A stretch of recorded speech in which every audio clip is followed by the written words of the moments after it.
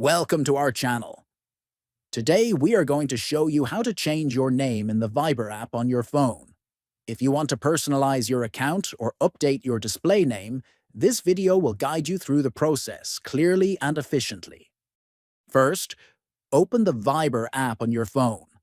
Once the app is open, look at the bottom right corner and tap on More. Then, at the top of this menu, tap on the Edit icon. This will allow you to make changes to your profile information.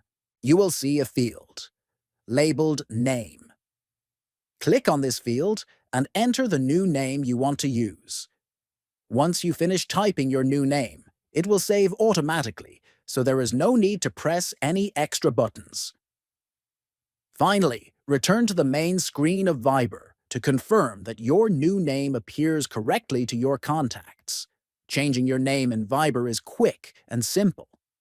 By following these steps, you can easily personalize your account and ensure your friends see the name you prefer.